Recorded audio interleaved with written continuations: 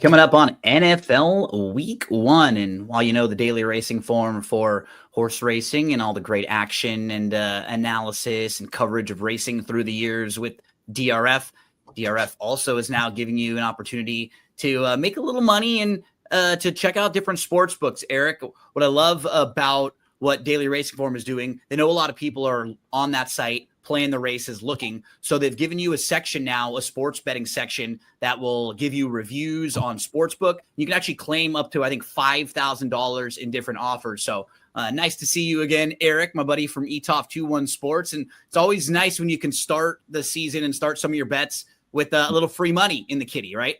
Anytime you get some free money, you can build that Bayer Corolla is good. And DRF with the bonuses that they're offering is offering that, which is awesome. Yeah, so you can take a look real quick right here. When you go to the Daily Racing Form site, and we can pull it up full screen for you, all you have to do is click on the Bet on Sports section, and there's a couple different options for you: sports betting home, sports betting news, and then offers. When you go through the offers spot, it'll just take you through all the different offers they have. You can copy the code right away. You can get different comparisons. And what I think is really cool too, Eric, is like it gives you options when you look around, like based on your state. If you're kind of curious how things are from state to state, that's a big positive there as well. So lots of things that'll just kind of help you out as the season gets started. Check out all those different options. You see the different sports books: FanDuel, DraftKings, Fanatics, Caesars, and they're giving you promo codes and deals for each of them. We're going to take a look at FanDuel for the portion of this show. We're just going to pick one of the sites and use it, so that way we have a reference point as we go through the games. We'll preview each of the games for week 1, all 16. So that way, when you're taking advantage of some of these offers, Eric, we got to give the folks out there some winning plays, right? We got to lead them in the right direction. Before we get into everything, Eric, just give us a minute on you and some of your background in gambling and how you got into this space. I've been gambling for since I was way too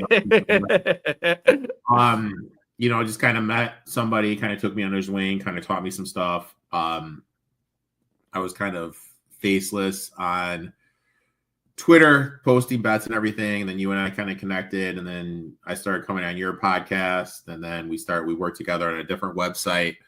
And then I just started doing my own thing, and now I'm back doing some stuff with you. I've been on your podcast for, was it 5 years now?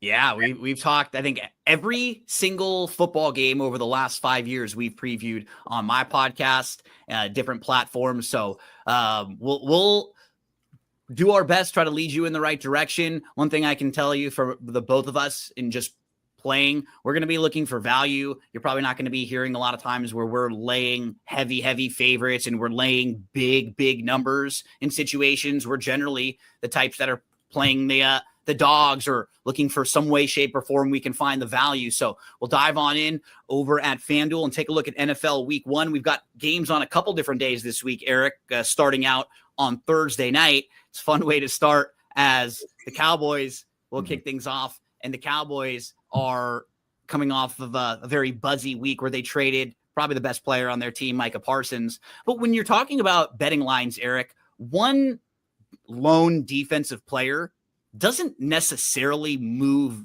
the needle and move lines a whole heck of a lot. So this number has moved a bit in the Eagles' way. I think that's probably because of just perception overall. When you trade away a player like that right off the bat, it almost signals that you're not necessarily trying to win that year, and you kind of feel like a team that's not a Super Bowl contender. But, that for a week 1 game, a divisional game, when you're already above a touchdown, that's a big number. It's a huge number. I locked this in at 8. I gave this one out on the show I do earlier, my show I do earlier in the week. Hurts is a big dog. 17 career games is a 7-point favorite or more. 5, 10, and 2 ATS, negative 32% ROI during those games. Consistently doesn't cover these big numbers. And flip side, we look at Prescott as an underdog, 15 career games as a dog of 4+ points, 9 and 6, 60% ATS, plus 17.1% ROI. Now, there's only been 6 games when he's been a dog of 7 points or more. In every single one of those games, he has covered. Week 1 betting trends. Road dogs of 7+ points, 34-22. That's 61%. Divisional road dogs week 1, 58%. When the line is 7 or more, it's 70%. And that's 20 years of data. Now, when we look at the Cowboys offense, they've made some offensive line upgrades. I expect Guyton to take a step forward. I love the Booker pick. Now, they made some interesting coaching hires. They went out and they got Ridley from Kansas State to work with their offensive line, but they also got the offensive line coach Adams from the Arizona Cardinals. He's going to stabilize and protect the run game. This is going to be huge for the Cowboys to get back to what they were doing during their heyday running the ball. Eagles do have some concerns. Who do you expect to be like the main back? Do you think that it's going to be kind of backfield by committee for Dallas? Or do you think it's going to start off Javonte Williams? Okay. Word on the street is Jaden Blue, the kid from Texas, is still having a little bit hard time and to pass pro like most rookies do. I expect him to eventually take over the job, but I think it's going to be Javonte Williams. Miles Sanders is a little bit banged up. So I do think we will get some blue run. Also, they did add Pickens, which is going to take some pressure off CD Lamb.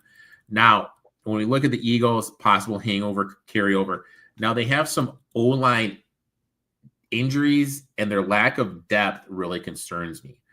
With Becton going to the Chargers, they're starting Steen at right guard. PFF graded him 75 out of 77 guards last season. 40.7 PFF grade. That's a huge downgrade. A.J. Brown already a little bit banged up.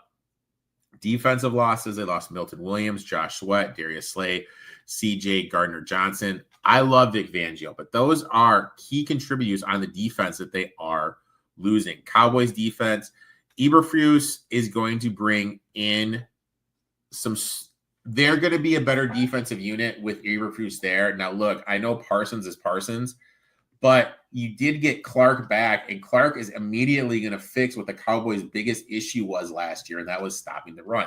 For as good as Micah Parsons is, he is an awful run stopper. He's good at getting to the quarterback, pressuring the quarterback. Now you bring in Clark. It's going to be harder to run on him. I think this is way too many points. The data and the trends all line up in this matchup. And if you look at how Saquon has done against the Cowboys, he's historically struggled. I took the Cowboys here. I got him at +8. I mean, FanDuel has him at 8.5, but that's even better. Yeah, and if you look at some of Dak's numbers as a dog, the Cowboys haven't been great.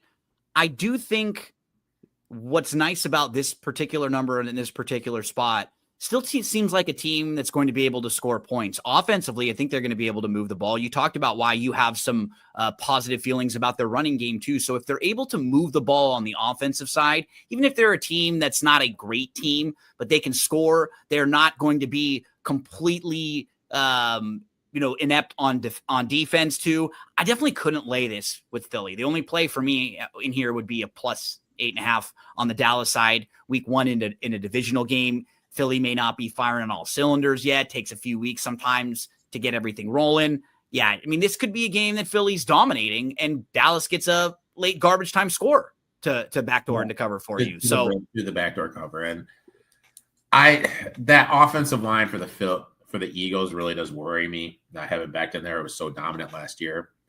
Also, if I were to look to play a person in the DFS captain spot, I would probably look George Pickens. I think he's going to get, the favorable matchup.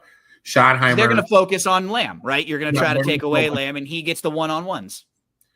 And the big question mark for the Eagles this year is who's going to be that other corner besides Dijon and Mitchell. So might be a decent matchup for Dallas to just stay competitive in week 1. Let's move to Friday night, Eric. We play in Brazil, the Chiefs versus the Chargers. So keep in mind, this is a neutral site game. Last we saw the Chiefs getting crushed by the Eagles in the Super Bowl. Chargers overachieved in year 1 with Harbaugh. Did beat up on kind of a lot of bad teams in one good spots, but that's what happens when you have a good coach in there, right? They make sure you take care of business, that you don't kind of spit out a lot of games that you might have done previously. So solid year for them.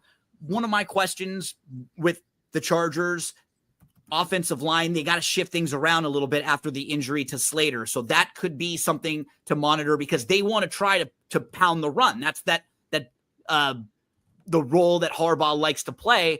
What are your thoughts on this game? We're still seeing it. What right now? Right around the 3? Right around the 3. And I mean, that's the key number. Mahomes is a 3-point favorite or less, 11-5 ATS. But when he goes to a 3.5-point favorite, he dips to 43% ATS. So to me, that's kind of like, if this gets up to 3.5, trends wise, I have to play the Chargers. Yep. A lot of questions about the Chiefs this year. They've been a defensive team for the last couple of years. I know because he's not even getting drafted high in fantasy leagues anymore. Mahomes, he hasn't been that same, right? He's going very late. It seems weird that he's down there, and a lot. It's like, wow, they Mahomes is still around. And I mean, they played over 100 games. It was the last 5 seasons. That adds up. Jones is another year older. If he can't get it going, how good is this pass rush going to be? Are they going to be able to attack Herbert and limit this run game, even with some Chargers line questions? How is Pipkins going to do playing the right tackle position? Mahomes, when you look at him, 2 games last year against the Minter defense, 19 for 29, 245, 1 TD, 1 INT, and the other game, 27 for 37, 210, 1 TD. Those numbers really don't scream impressive. Harbaugh, 64% as in the NFL, 60% ATS as a dog. To me, I don't really have a good feel. This game's in Brazil. These guys, for those who don't know, going to Brazil is a living nightmare for these guys in the NFL. Like, you can't leave your hotel room. You have security with you 24/7. It's just not a good experience. And it took both the Packers and the Eagles time to recover when they went last year. I think the play is to look to fade these 2 teams next week, depending on how the number is. But in terms of this game, maybe a Ladd McConkey props under if I was really desperate to looking something. But unless this gets 3 or 3.5, my eyes will be on JMU and Louisville come on Friday night. Not in this game. 3 just feels right in here. No play for me either way. If it were to lean one way or the other, that's when you start thinking about jumping in, right? Does it dip below the 3? I mean, there's this huge trend about teams that lost in the Super Bowl, how they did the previous year in the game 1. So, I mean, if I was to play it, I would play the Chargers, but I'm not going to. It's week 1. You don't have to force the second game, especially just because it's a standalone. A lot of people will always try to do that. Over under 5.5. 46.5 now, was 45.5 yesterday. So ticking up a little bit. Chiefs, Chargers, that's Friday night. Let's move to Sunday, Eric. We've got the Giants at the Commanders. This game is right now Washington minus 5.5, over under 45.5. So Washington feels like one of the prime candidates this year for regression, even though I think you look at them and think, wow, you have a young quarterback, new coaching staff, they make a big run. But when you look and dive into some of the statistics, they were like the best team ever on like 4th downs. They were incredible efficiency when on some of their early drives. They had some numbers that were not believable when you look at how their offensive production was led by a rookie. And a lot of things bounced their way when you think about the Hail Mary and how they may have gotten lucky in a couple games. Maybe that's putting yourself in a spot to step forward, but they do just feel like a team this year that might have the balls bounce the other way, at least sometimes, right? You and I talk about that a lot. You usually have the regression to the mean. Now, that may be a full season thought on my end, but what do you think about this game, particular in week 1, where you've got the Giants, who will be starting Russell Wilson at quarterback, versus the Commanders coming off that really nice run last year for with Jaden Daniels as QB? This is another one I gave out on my show I do on Tuesday. I took the Giants plus the 6. Key matchup in the trenches. Do people realize that the Giants arguably could have the best defensive line in the league and no one's talking about it? Burns, Lawrence, Thibodeau, Carter, just a stacked front. There are some O-line concerns for Washington. Cosme is out for the year. They did trade for Laremy Tunsil, but he isn't what he used to be. He had a very down year last year. Unit played above their head. Now they're facing one of the better defensive lines in the NFL. Now there's also these trends, divisional dogs, week 1, 60% ATS, divisional road dogs, 58%, road dogs of 4 and more, 60% ATS. Dan Quinn historically doesn't cover as a favorite, 40%. Russell Wilson as an underdog is 64.5%, 40 and 22. Now I know everyone's going to say, well, let's take out the Seattle numbers, because obviously when you look at how good those teams were, with Denver and Pittsburgh, he was 14 and 9 as a dog, 61%. Now, last 7 games at Washington, I don't know what it is. Giants have covered 6 of 7. Now, when we look at the Washington, they had the 5th most rushing attempts last season, but are they going to be able to run behind this offensive line that I have some questions about against this Giants defensive line?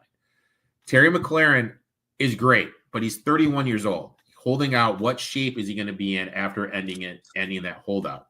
So you had McLaurin and Noah Brown that basically missed most of all of camp.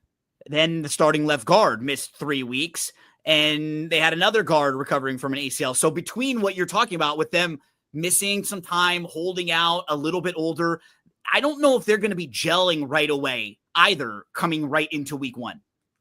Exactly. And then you mentioned pass regression. They went from the worst pass defense in the league 2 years ago to last year being the 3rd best. And the only thing they did was they traded midseason for Marcus Lattimore.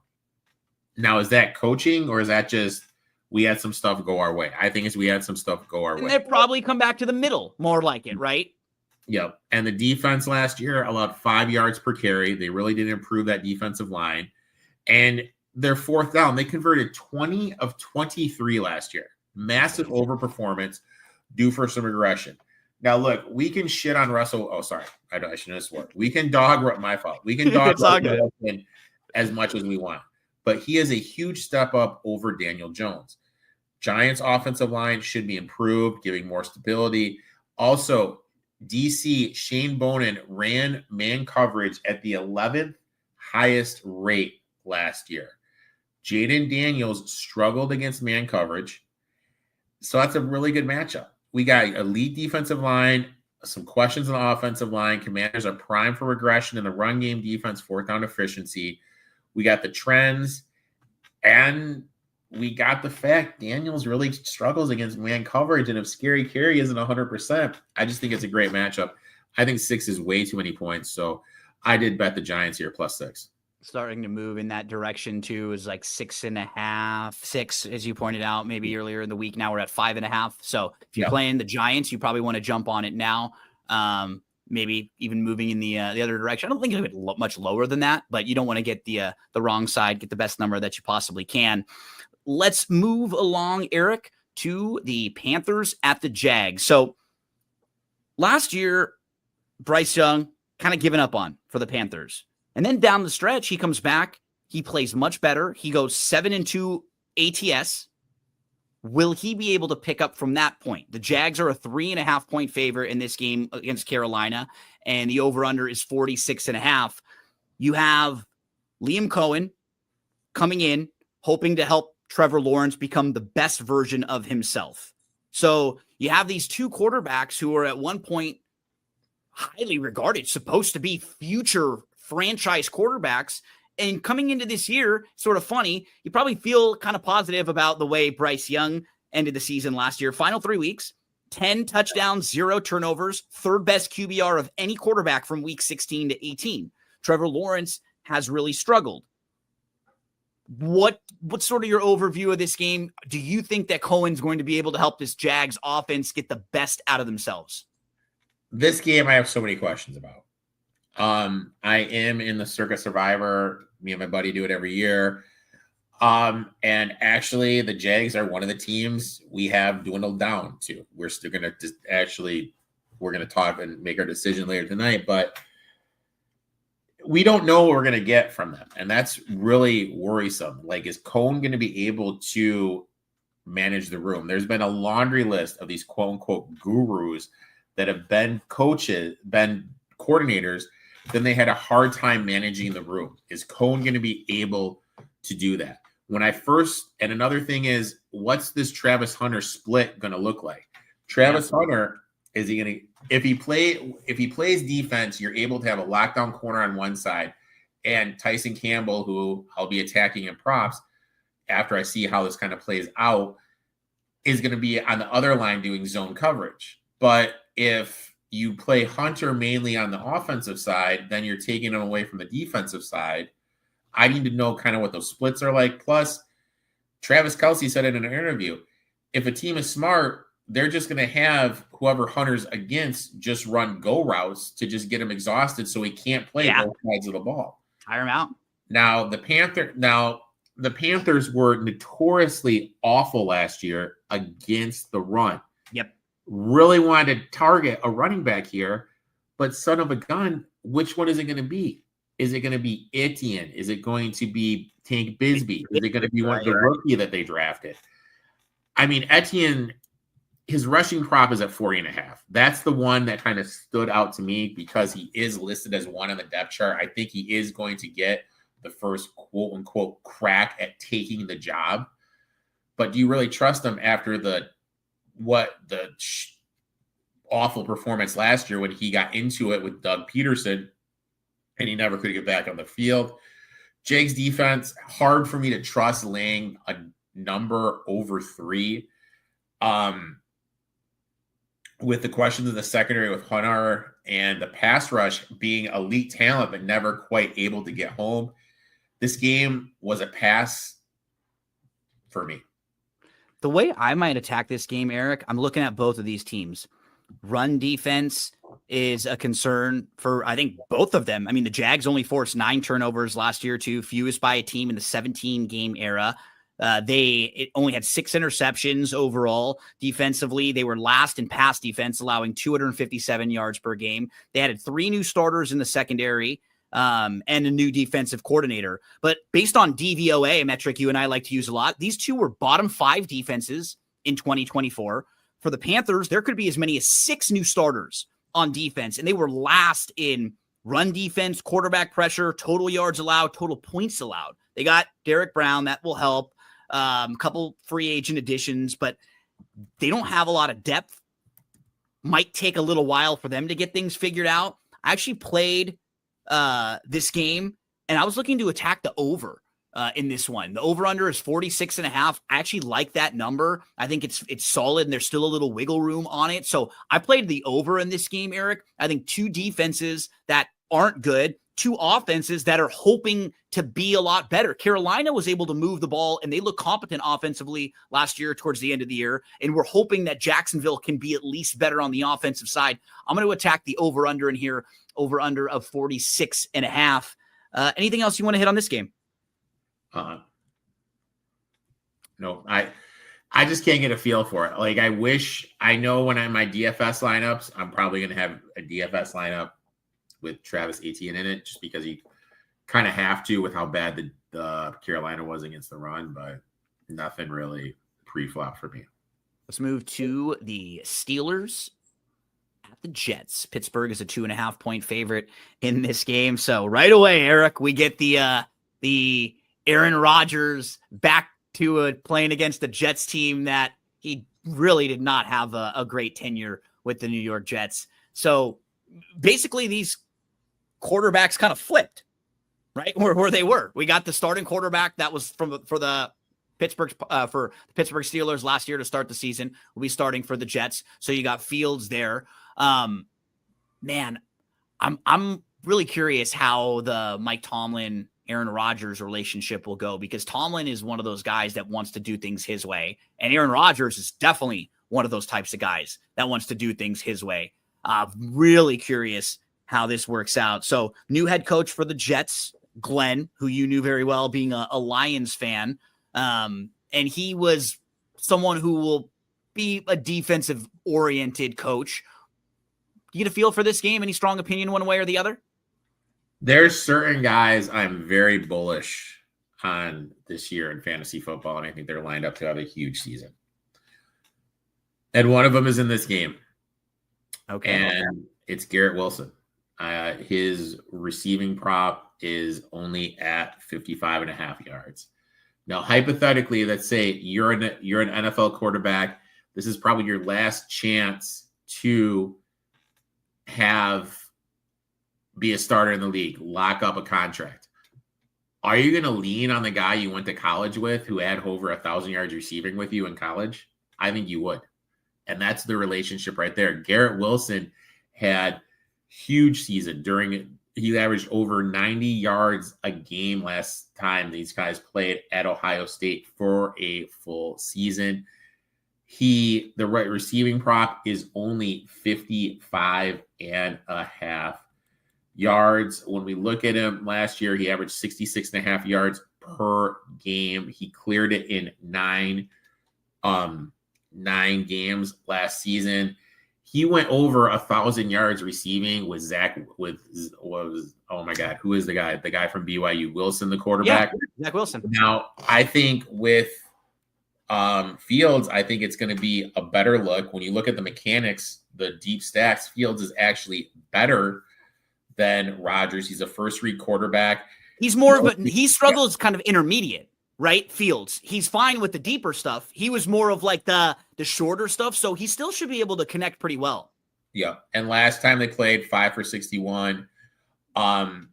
Look, you got Slay and Ramsey back there, but they're older. Porter doesn't travel to the other side of the field. There's already some injury issues. And are they going to, it's weird because you brought in Ramsey and Slay. Does that mean you're going to go more man when historically you play zone? Because what they did last year is Porter kind of had locked down one side of the field. Everyone else played zone. Is that what you're going to do now? Or are you going to go more man because you brought in Slay and you brought in Ramsey? Slay hasn't been what he's used to be. I think Wilson over 55.5 makes all the sense in the world for me. There's couple guys I have at every team, and Wilson is one of them. I think Wilson's in line for a huge year, and I think it starts here. So I took over 55. In terms of this game for a side, look, if Rodgers wasn't the quarterback, I probably would take the Jets just because of the trend with Tomlin not covering as a favorite. But I couldn't do it here. I just kind of sat that one out. So I just did Wilson with the player prop. Before we move on to the next game, I want to let everybody know on Thursday evening, right before NFL season kicks off, we're going to have a handicapping show with myself, with David Aragona. We will be on live at 7 Eastern. We're going to go through the Del Mar card for Saturday, Eric. It's closing Saturday at Del Mar. They have closing weekend, still racing on Sunday. So we're going to go through some of the races, some of our plays. We're going to answer some questions. It will be live. So you'll see how we handicap some of the races, some of the stuff we're looking at, and horses we are looking to play this weekend, live handicapping this weekend for Del Mar. That'll be on Thursday, 7:00 p.m. Eastern time on all the Daily Racing Form socials. Where are we headed next, Eric? Patriots, Raiders. So the Pats were one of the real buzzy teams in the offseason. New coaching staff, quarterback last year. They picked Drake. They drafted Drake May. Looked like he was solid. They kind of feel like they have their guy. And they were able to add a couple skill position players around. But mainly when you look at their schedule, they have a very soft schedule this year. A lot of games where they're going to be favored or the line will be very competitive, very close for them one way or the other. They start out here as a 2.5-point favorite against the Raiders in this one over under 43.5. Now, there is a lot of buzz on the Pats. When there are teams like that are very buzzy in the offseason, I always want to kind of play against them, at least week one a lot of the time, because I feel like teams will be lining up to play them. New England at only 2.5 isn't necessarily getting that attention. But a couple things to point out. Depth across the roster, solid at the starting positions, but with the Pats, I think you get an injury or two, that's where things may really start to flounder for them. Pete Carroll and Geno Smith now to the Raiders. Pete Carroll's only had 4 losing seasons in his 18-year NFL career. Offensive coordinator Chip Kelly helped Ohio State win a national title last year. He's got some tricks up his sleeve here and there. Over the past 3 seasons, Geno Smith has been one of the most accurate quarterbacks in the league. 4th in completion percentage, first in off-target rate. And during that span, Eric, Raiders quarterbacks were 25th in completion percentage and 23rd in off-target rate. They should just be getting a lot better play from the quarterback overall here. But I think I have the same concerns with the Raiders as I do with the Patriots. Depth with both of these rosters, like looking at the Raiders, they don't really have a lot of when it comes to pass catchers here. Obviously at the tight end position with Bowers, but when you look at their wide receivers, not very strong, and just not very experienced overall. So concerns there, concerns with some defensive tackles and cornerback, some positions where they're leaning on players that don't have a lot of experience and reps in the NFL. I was kind of hemming and hawing a little bit here. I wanted to go against the Pats. I'd lead at least 3, though, I think, on the Raiders side. What are you thinking about here? I really don't know expect from either team. Geno Smith historically struggles outside. Historically doesn't throw to the tight end. What's that going to look like? What are the touches going to be for Aston Gentry? Is May going to be able to connect with a receiver besides Hunter? How is the splits between Henderson and Stevenson going to go? Carroll likes to play slow, likes to play ball control, likes to lean on the run game, play stout defense. They have probably Graham, who's, if I had to rank the defensive coordinators, the worst defensive coordinator in the NFL. Are they going to be able to get stops? And then Chip Kelly likes to go fast. My thought process with that being said is I'd lean to the over, but I just don't know if, because the defense is so bad, is Carroll going to tell Kelly to play slow and they're going to leave on Gentry, thus limiting the possessions? I have no idea what to do here, man. Like, I thought about the Patriots for Survivor just because Survivor, the circuit is tough because Thanksgiving is a week. So you got to kind of like plan it out, like which games could you potentially use a team. This is obviously one of the games for the Patriots, but just so many uncertainties week one, especially with the Josh McDaniels offense, which has struggled when there's no Brady running it. End of the day, I can't get there with anything. Let's move to the Cardinals versus the Saints. Cardinals are on the road, but a 6.5-point favorite on the road. How about this crazy stat, though? I'm saying this as I like the Cardinals this year. I'm certainly not laying 6.5 on the road with them, but Kyler, 25-12-2 ATS on the road, 67.6%. That's the second best by a starting quarterback since 1970. And then another cool Kyler stat, since 2023, 73 NFL players have 100-plus rushing attempts. He leads them all with 7.5 yards per rush. I say that because I'd love to see him run the ball more this year. I think people who are fans of the Cardinals and Kyler really want that quite a bit. And hearing him talk this year and hearing what they're saying coming out of Arizona, it sounds like they understand that. Now, all that being said, and thinking that Arizona is going to have a very good year, they rebuilt their defensive line, like what they've done, Eric, with a lot on the defensive side of the ball, probably the best defensive front they've had in a while. It's laying 6.5 on the road in week one with a team that you don't really know who they are quite yet. Still, I have some concerns here. I mean, can you get to play the Saints, who will be starting Rattler, believe, after the quarterback competition there? They were a team that started out really, really well last year, but then immediately got devastated by injuries. They still have some of those good skill position players, but I just don't know what to expect for this team and what to expect from the quarterback on the Saints. Do you have a play in here? This feels like a game you would try to play the Saints. Is there a number that you jumped in there, or would you be jumping in if it got to 7? How do you look at this game? I would not touch this game at all. Spencer Rattler should have zero business being an NFL starter. They have offensive line concerns.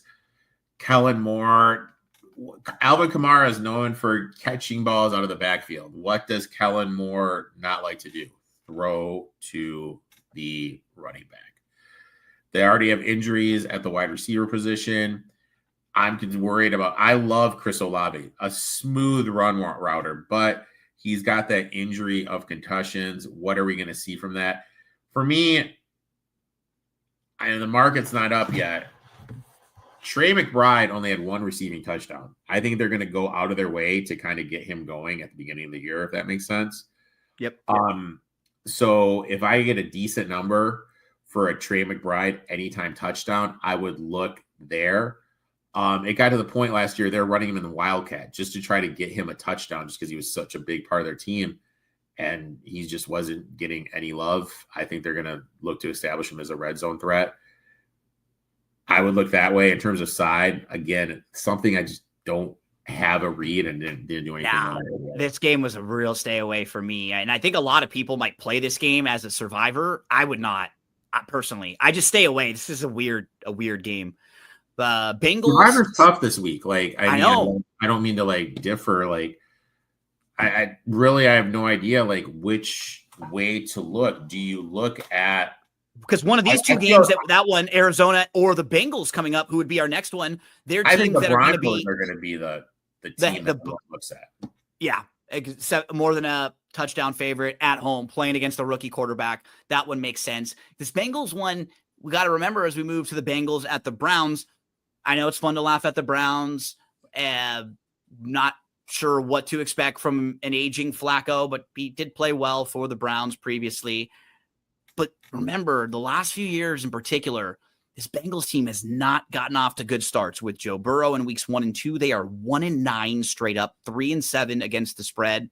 They have continued to have issues. The offensive line, last in pass block win rate last season per NFL Next Gen Stats. And the Browns can hit you there. That's what they can do. You know that with Mason Graham there. That's going to be an addition. I mean, I'm not sure what to do in this game. Eric, do you have this is again one that I feel like you would be on the Brown side. I'm concerned about the quarterback play. I really am worried a little bit about Flacco, who feels like one of these years he's just going to kind of completely drop off. Jersey Joe, man. Jersey Joe, dude. You can't. What's your number that you're buying here? I gave this one out on my show on Tuesday. Yeah, it's definitely not a Bengals play. Yeah. No way. Browns plus 5.5. I talked about it during my AFC preview show. Divisional dogs week 1. Yeah. 67, 44-2, 60.4% ATS. Home divisional dogs week 1, 27-15, 64.3% ATS. Burrow week 1, 1-4 ATS. Zach Taylor as a favorite in divisional games, 43.8% ATS. Offensive line issues for the Bengals. Peters, solid offensive line coach. They brought him in, but Mims, who they spent a first-round draft pick on, really hasn't developed. They got a rookie left guard who is great in college, but again, this is college. This is the NFL. This isn't college. Is he going to be able to make that jump up? Now you're going to face a Jim Schwartz defense and Myles Garrett. That is huge. Also, can we really trust the Bengals defense to win with this type of margin? No. Do you remember week 1 against the Patriots last year, right?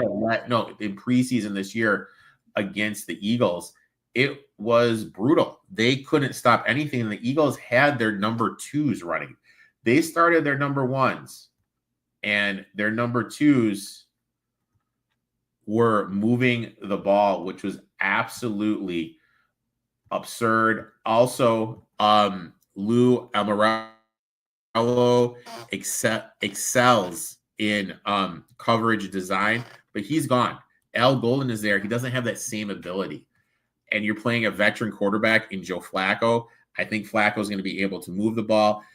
Bengals lost half their games last year despite scoring 30-plus points. Bengals under Taylor and Burrow, 1-9 straight up, 3-7 ATS weeks 1 and 2. Burrow in week 1 averages 207.6 yards per game compared to 284 the rest of the season. Flacco gives stability. That's why I love these veteran starting quarterbacks. You know what you're going to get? You're going to get 3 solid scoring drives. And with the line north of 3, that's just insane value. Now, the Browns took a step back when they lost Callahan to the Titans. They brought in Mike Bloomberg to restore the wide zone concept that worked under Stefanski early. This is going to be the healthiest the Browns' offensive line has been. I think the Browns are not as bad as the market prescription.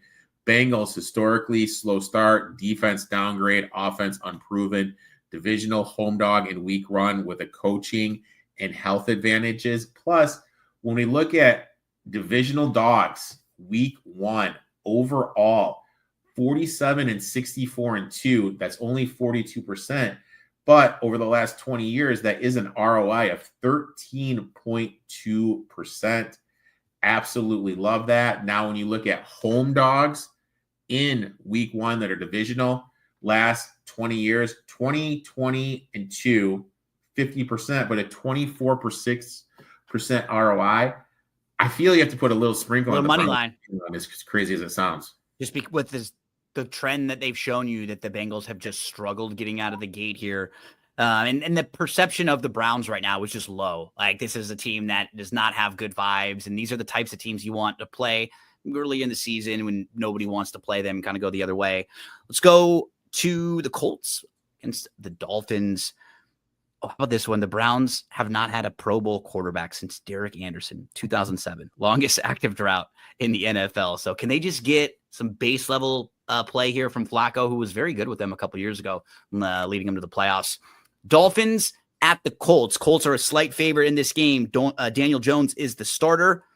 Last 10 years, the Colts are 0-9-1 straight up in week 1 and 1-8-1 against the spread. Now, you got Phillips, Chubb, Robinson.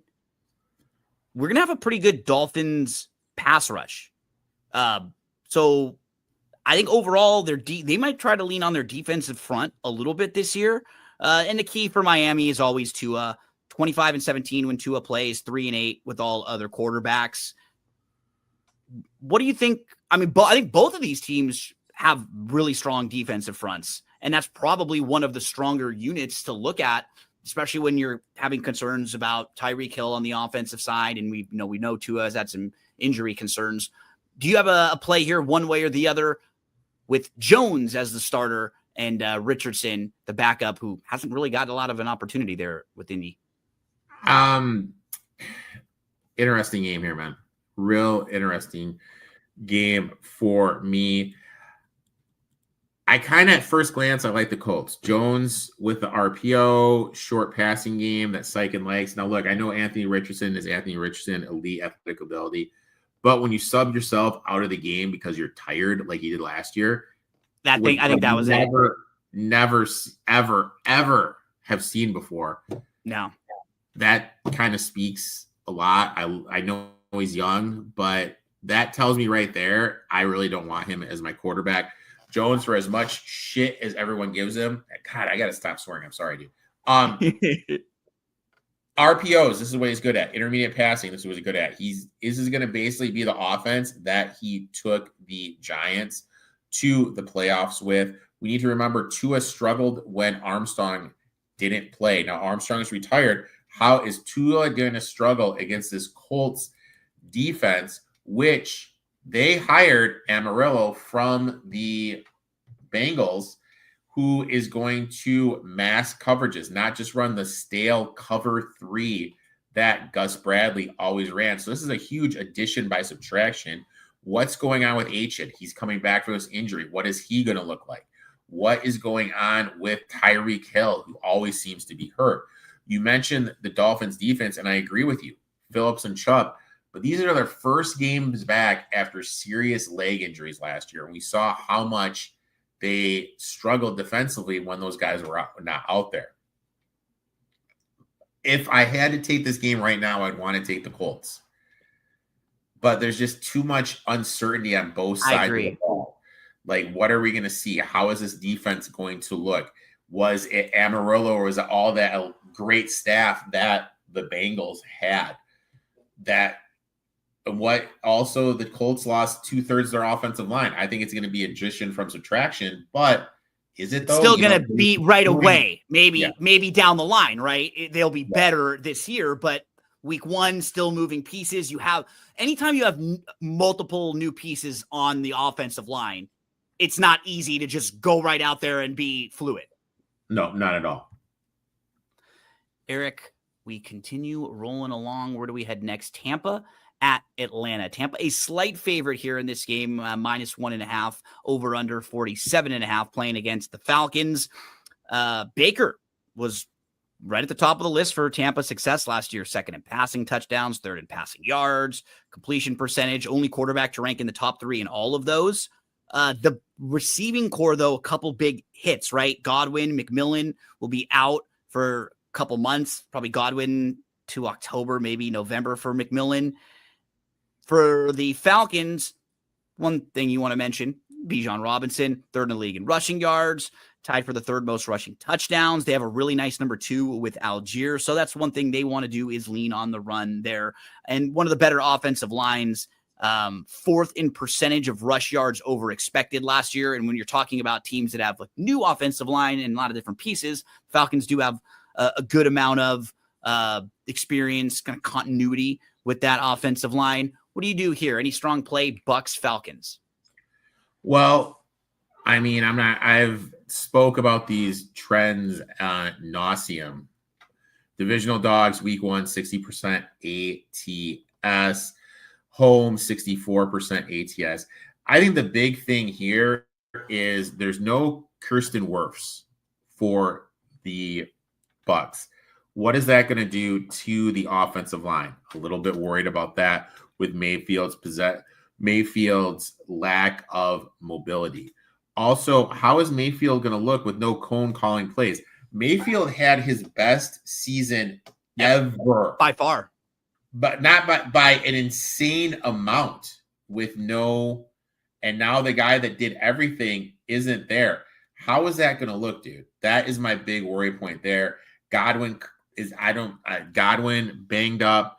Also, are the Bucks going to be able to stop Bijan Robinson? I love Vita Vea. Vita Vea, I have an autographed Vita Vea jersey, one of my most prized possessions, sadly. But he's another year older. How is that going to look? Penix is going to push the ball a little bit more downfield. When we have all these historical trends and no Cone, changing offensive schemes, I got to take the dog here. Slight value at home. Plus 3.5. Plus 2.5. Excuse me, Jesus.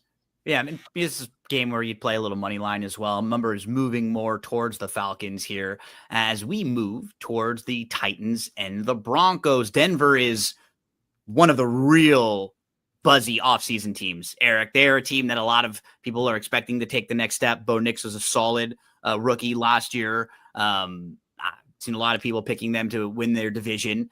They're more than a touchdown favorite in a game that has a low total. This is just one of the first things that I think you learn when you're playing NFL and sports gambling and sports betting. We talk about it quite often. If you have a low total and a pretty high spread, you generally want to play the dog in here. Now, what's kind of tough about this is you have a Tennessee team who is going to be starting a rookie quarterback. But when you think about what they were getting last year at the quarterback position from Levis and a lot of the turnovers and a lot of those games, Erik, where you and I played them, they were in line to cover, they were winning, and then one play would flip everything, and it would be like a 14-point swing on something that should have been a Titans touchdown. They were 2-15 against the spread last year, which is the worst record in a season since 1970. What's interesting about the Titans, there is this variable of Cam Ward. Like, what if he's good or solid? Now, he's a rookie. He may not be ready. He may need some time. This number feels just too much for me in week 1 for Denver. Can you get to playing Tennessee in here? What are you looking at in this game, Erik? Broncos are going to be the most popular pick in Survivor Pool by far. I wasn't a big Cam Ward guy coming out of college, and I really wasn't that impressed with Bo Nix. I think Bo Nix is what he is. You're going to have film on him. I think he's primed for a sophomore slump. Broncos did make some huge upgrades defensively. Titans defense is stout. It's going to be very good against the run. Also, they have improve their secondary. To me, I think the play in this game, if you're going to play something, it would be the under. But again, this isn't a game I'm rushing to bet. I want nothing to do. A lot of variables here with the new QB Cam Ward. I think it over a touchdown. I'm on the Tennessee Titans side here. I'm just thinking that Denver will be one of those teams that everybody's kind of jumping on early. Let's go to San Francisco versus Seattle. The 49ers are a 2.5-point favorite on the road. Eric, when you and I talked about a month ago, this was a game that I said I was sort of looking at. I was sort of hoping to get a Seattle +3 in this game. So if you're looking at this, we record on Wednesday night, and if the numbers changed at all, I would love to play Seattle at that number. 2.5, I'll still probably be fine and play a little bit more on the money line, but the 3 would definitely have been the one you were waiting for. It did pop at 3 at some points over the last couple months. So Eric, at this point, who are the starting wide receivers going to be for San Francisco? They've had some concerns and some issues there with wide receiver. They do have a lack of depth on defense. Coordinator Robert Saleh is back. Yet, you're going to lean on Bosa, Warner, strong cornerback there in Lenore. A lot of question marks, though, with the rest of the defense. They could have as many as 6 rookies playing pretty heavy minutes here. A defense that was 29th in points allowed last year. They do feel like a team, again, that has some depth issues. Their schedule is very soft this year. That's why they're going to be a team that a lot of people have picked to win the division and picked in spots. And you sort of feel good about their floor level if McCaffrey's out there healthy and what their coaching staff will give you offensively. Do you have an opinion, or have you made a play in this game? San Fran as a favorite on the road, another one of those divisional road dogs at home, right?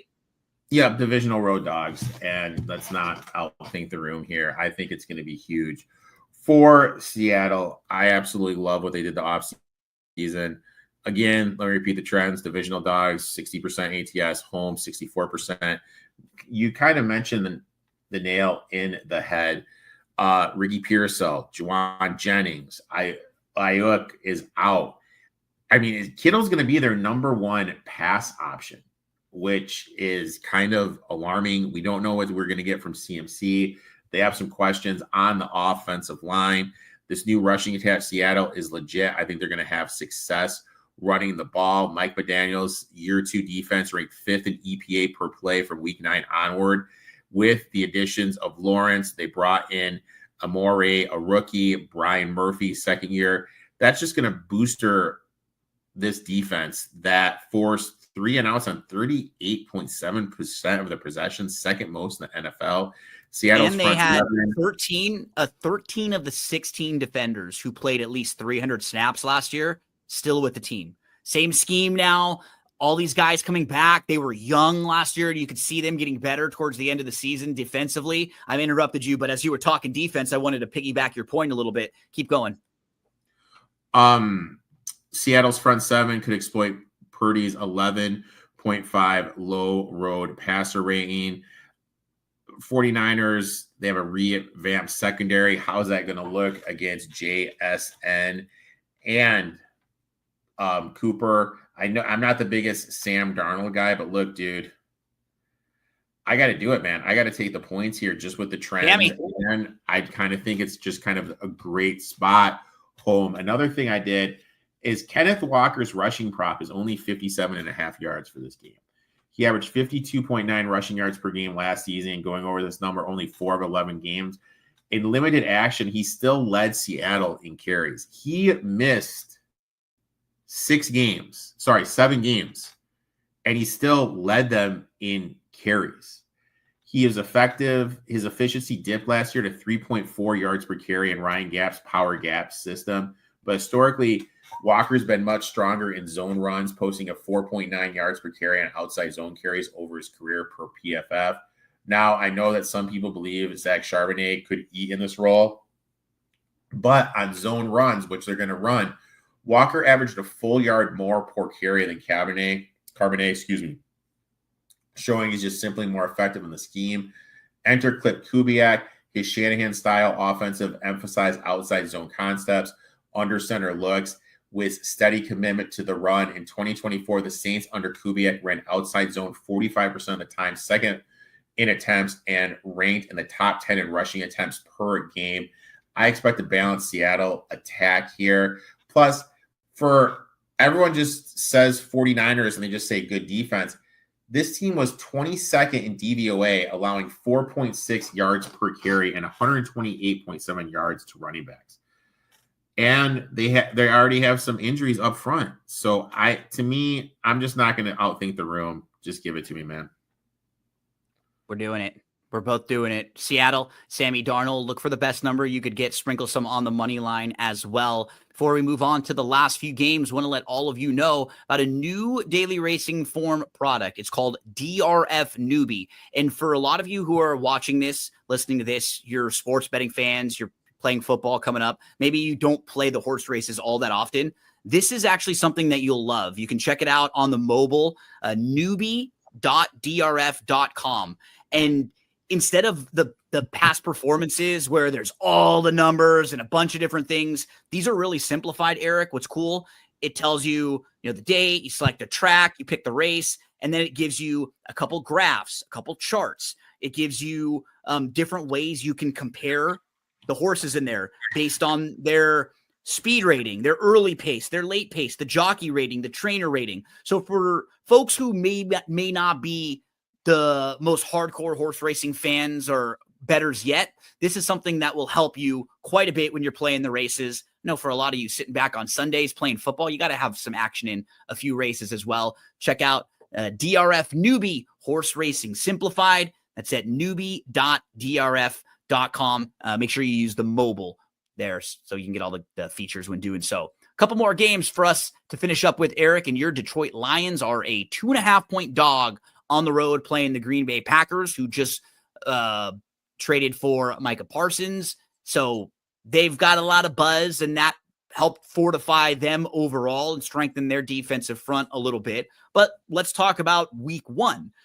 One thing for Detroit, it's interesting. They're going to be playing without their coordinators that they've had the last couple of years that have really helped them. Something that you talk about, but you know this team really well. How do you feel like that will impact them losing Johnson, losing Glenn? Losing Glenn isn't going to be as big of a blow. Glenn, they have been kind of tailoring the replacement, and I'm spacing on his name, I'm sorry, to take over for him. He's been leading meetings. So I don't think the defense is going to skip a beat. I actually have more trust in their defense than I do their offense. To me, you're a Rams fan. Goff ran out of town because his inability to call plays at the line. And that's what Morton wants him to do, call plays at the line. That just seems to me it's going to be really hard for him to have success. Also, what is the splits going to be? Johnson did a great job of cycling out Gibbs and Montgomery.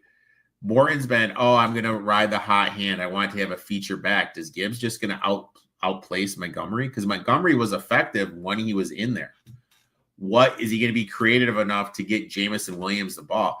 For as fast as Williamson is, he is not the route runner that people think he is.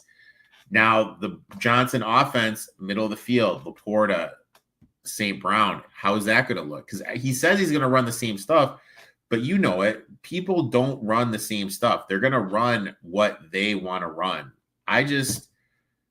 For me, I just don't know, man. Like, I just can't. I can't do it. I just can't. I want to take my Lions because I think this line's a little inflated, especially with the Parson news. We don't even know if Parsons is going to play. They lost Kenny. And this Clark. was around 3. You could have found it at 3 at some spots, I think. Still, maybe here and there, but yeah, and it's still moving. Like it could kind of go back and forth now that on FanDuel it's more towards the Lions a little bit, but it was 3, like even yesterday. That if it pops back up to 3. I would do it, but I am a little bit worried about exactly what you said, the Johnson thing, because he made life so easy for Goff there. And that was nice because what we know about Goff has the tools. Goff can make the throws. when you block for him, he can make almost all of the throws. It's when Goff would have to do the processing himself, right? The audibles himself, the kind of reading the defense all himself, and then try to make the throw. That's where with some players, it's too much.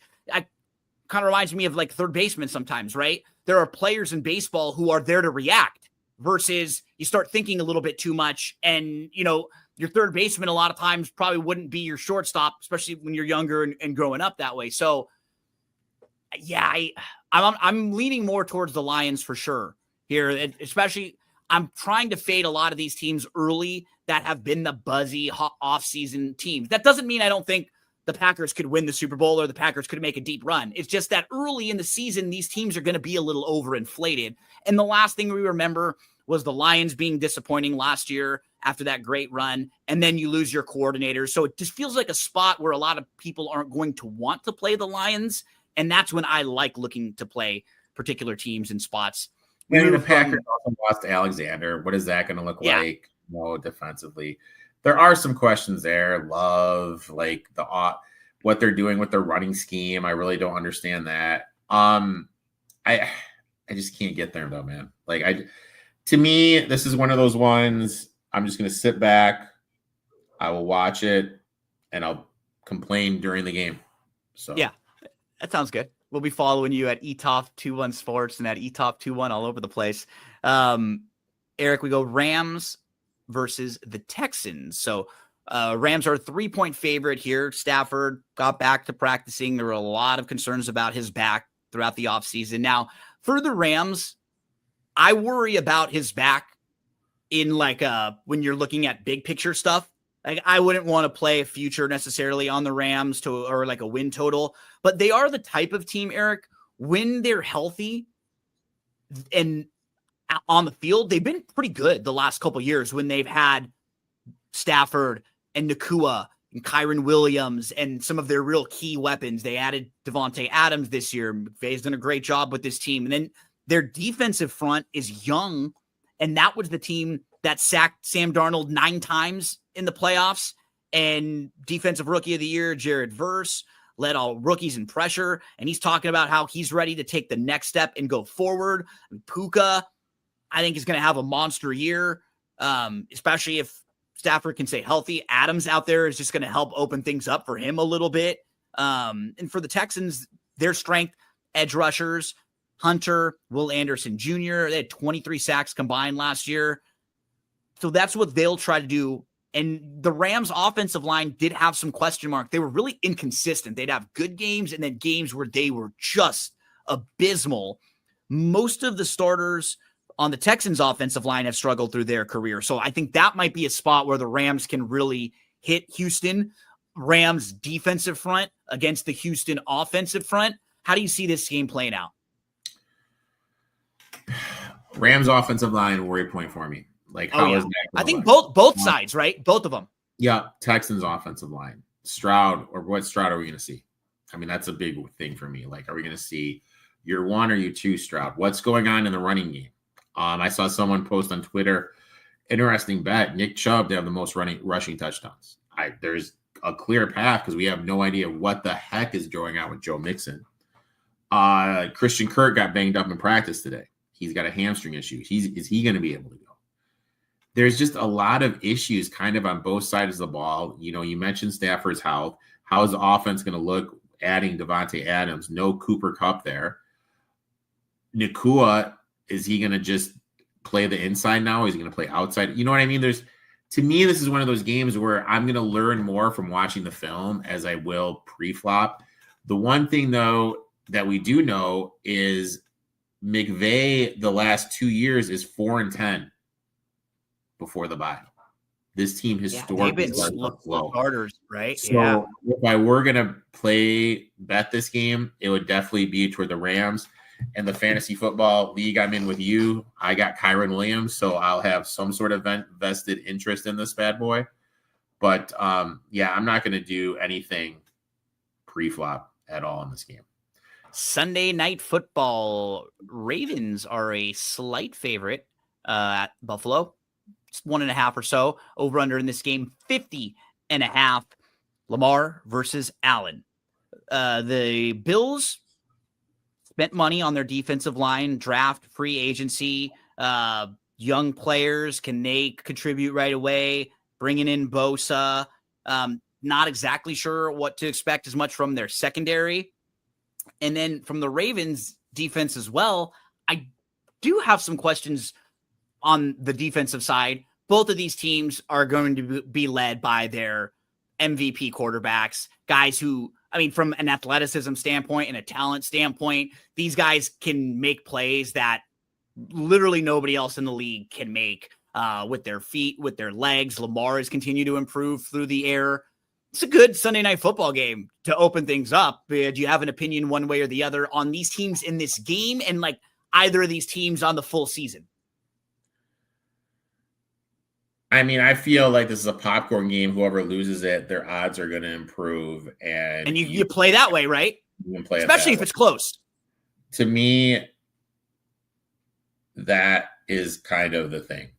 That is kind of how I look at this. So I just, I'm going to sit back. I'm going to eat some popcorn. I'm going to enjoy this game. I'm probably going to go to bed early, honestly, because I'm old. But honestly, though, what is the Ravens defense, not the Ravens, the Bills defense going to look like? That has been their big thing all year, all season, all going historically, is they haven't been able to get stops. The middle of the field is old. Secondary is weak. They did make some improvements to it. Are they going to be able to slow down this Ravens attack? But the Ravens are going to lean on the rush game. They're not really going to exploit what the Bills struggle with. What is the Ravens passing game going to look like? They signed Bateman to this big contract. I don't think he's a number one. Zay Flowers, he's a little too small for me. I'm really not really a Zay Flowers guy. Mark Andrews is coming off the worst season of his career. As much as everyone's hyping up the Ravens, I do have a little bit concerned about their offense in terms of their playmakers outside. Jackson. At some point, Henry's gonna hit a wall too. Maybe it's not this year, but he's like all humans. It's like Henry and LeBron do things that we just continue to like. What? How do they keep doing it? At some point, it's not going to be surprising if we see some, that looks like Derrick Henry has hit a wall. Yep. But it makes all the sense to me that this could be the year where Derrick Henry, like you said, just hits the wall, and it's just not what it was. I can't do anything this game though, man. This is one of those games where it's just like there's so many games, and then you factor in the college games. Why are props, everything? Why are we rushing to the table to bet this? To me, another one.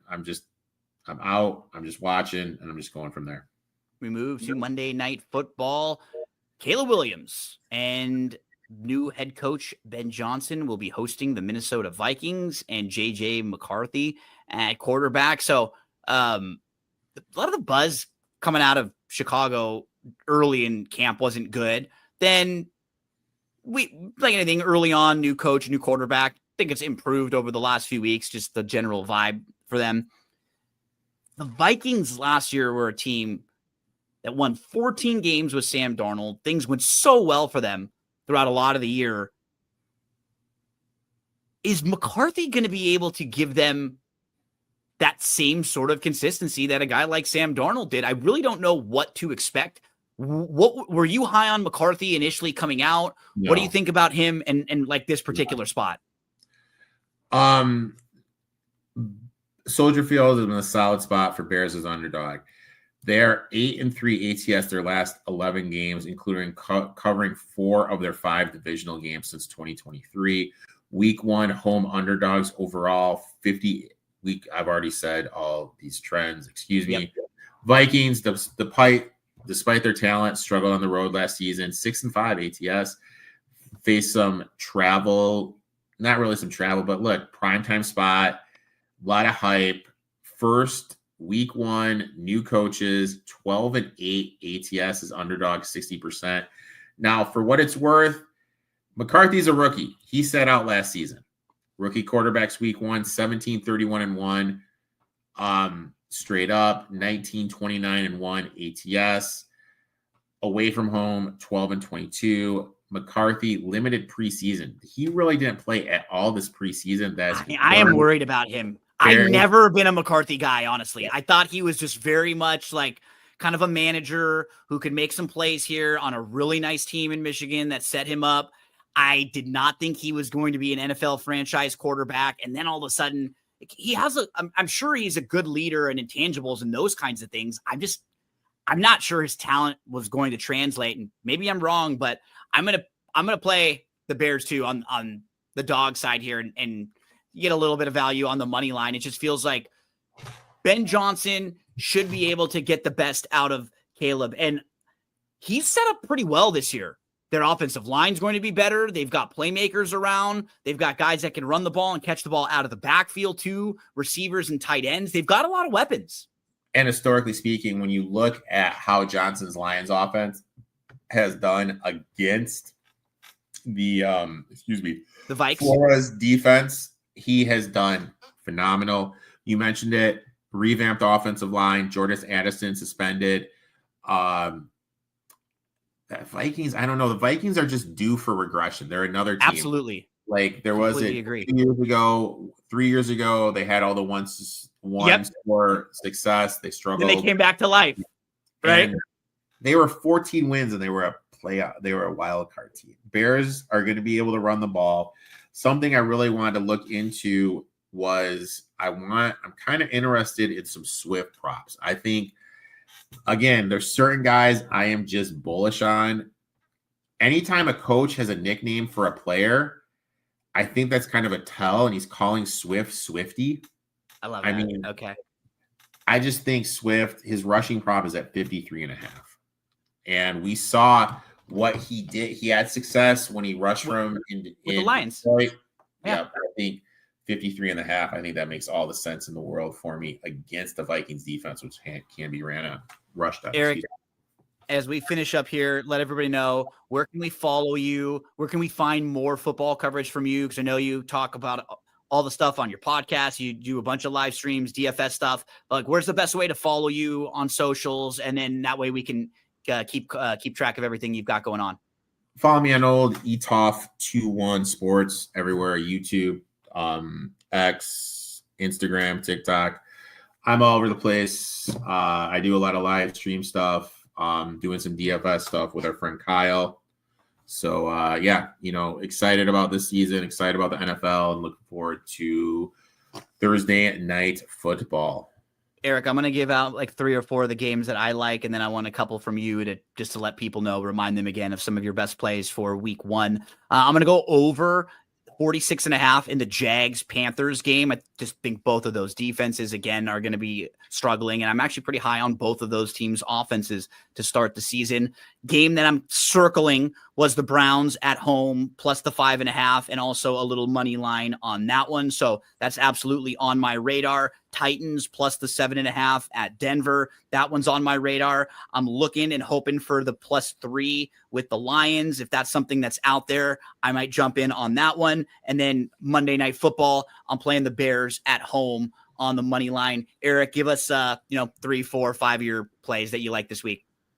I love the Giants plus the points. I like Dallas +8, Falcons +2.5, Giants +6, and Seattle +2.5. And then you did sprinkle on a little on the Browns money line as well, right? That was when you're Browns money line, and I'll probably get spicy and just parlay the Falcons and the Seahawks money line. Thanks so much, Eric, for helping us out. We'll be back talking some NFL Week 2 next week. Don't forget about some of the help that you have when you head over to drf.com and take a look at the Bet on Sports section. It'll take you right there to the sports betting home, sports betting news, and all of the different sportsbook offers. You can get up to $5,000 in sportsbook offers right now with all these different promotions. So best of luck, NFL Week 1. We'll talk to you.